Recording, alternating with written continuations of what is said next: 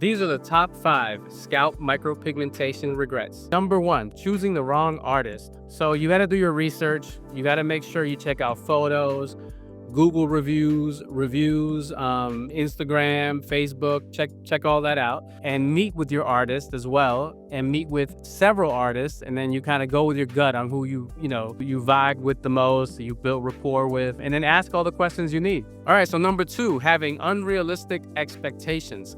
So it's very important to know that scalp micropigmentation does have its limits. For instance, one of the extreme examples is someone who has what we call the horseshoe or the cul-de-sac, and all they have is hair in the back here. They're growing it out, it's like 5 inches long, and they want SMP only here. It's not gonna work. There's not enough hair in that area. In that situation, I would say you need to shave your head. It's the only way.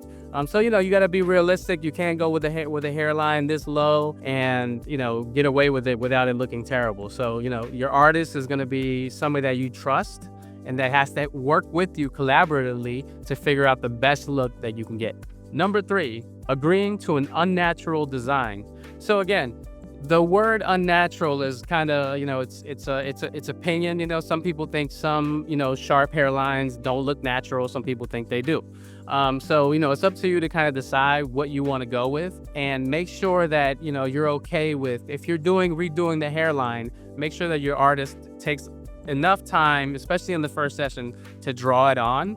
And then you can kind of figure out what you want. If the widow's peak is way too angled, it's not gonna look right. If the hairline's too low, it's not gonna look like. If it's not centered, it's not gonna look right. If your profile is too far in, it's not gonna look right either. So again, it's an opinion on different opinions on unnatural design for the hairline. So it's very important for you to just kind of work with your artist until you guys meet where you want to be, and then go from there. Number 4, the artist using the wrong ink. So it's very important that the artist use scalp micropigmentation pigment, because for instance, if someone has black hair, your first gut is going to be, hey, I'm going to use black pigment, right? Well, if you use tattoo pigment, regular pigment, that pigment is not going to look right on the scalp. So you have to kind of go with the SMP pigment.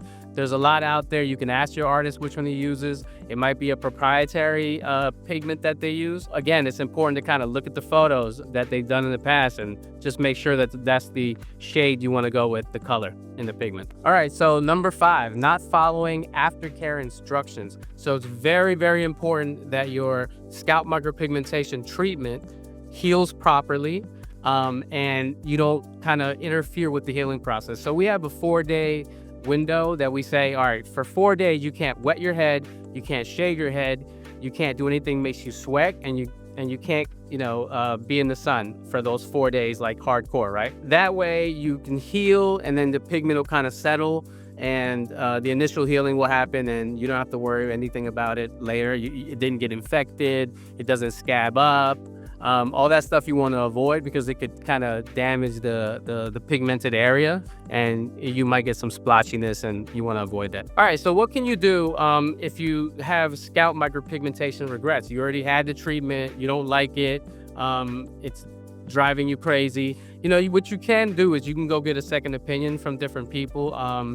Even if the person isn't in your area that you're looking at, the artist, you can kind of do a video consultation with them, and they can give you some information on what you can do. Sometimes you can soften hairlines. I do that all the time if they're too sharp. If there's splotchiness, you can kind of fill in areas to decrease the splotchiness. Worst case scenario, you got to get it lasered out. At the end of the day, you don't want that to happen, but that is a way out of this.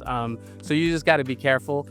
So I think the best piece of advice I can give you is do your research before as much as possible. Take as much time as you can, so you don't have to end up in that situation where you have to get a second opinion or even regret what happened. If you want to learn more about scalp micropigmentation, subscribe and check out the rest of the videos on our channel.